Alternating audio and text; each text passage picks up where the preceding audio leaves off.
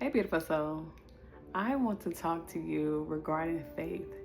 Now, I know faith is something that we all are familiar with, right? It's a word that just gets thrown around every day, right?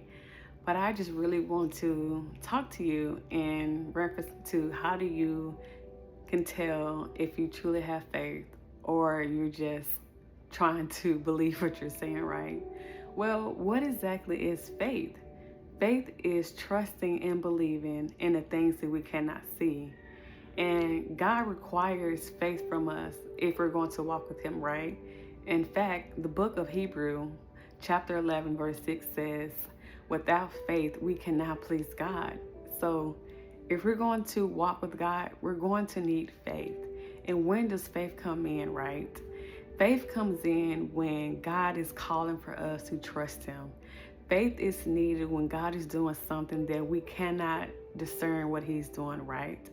As we all know from a popular verse in the book of Proverbs, chapter 3, verses 5 through 6, trust in the Lord with all our heart and lean not to our own understanding. And simply what that is, trusting God when we don't understand what is going on. So again, do you have faith in God, or are you just telling yourself that, right? And how we know that we truly have faith is when God is calling us to do something that seems very difficult, challenging, or just right out hard, right? It's having faith when God has assigned us to do something, when He's instructing us to do something when we don't even have all the information, right? It's like giving up that business adventure and going into ministry, right? It's not enrolling in that class and doing volunteer work, right? And those are some examples. But when God tells us to do things like that, we're like, Lord, what? Like, what do you mean? But I'm successful in this. But I thought that this was the path that you had me on. And He's like, no, go another way. And we have to simply trust Him. And again, I know that those examples do not apply to everyone in this video who's watching this video, but the manner that I'm trying to convey is, well, the message, that I'm trying to convey is that we have to trust God on things when we don't see what He's doing, right? You see, it's easy to trust God when we know what He's doing, right? When we say, okay, right, this makes sense, that makes sense. But what when things doesn't make sense, right? When things doesn't make sense, that is when faith shows up.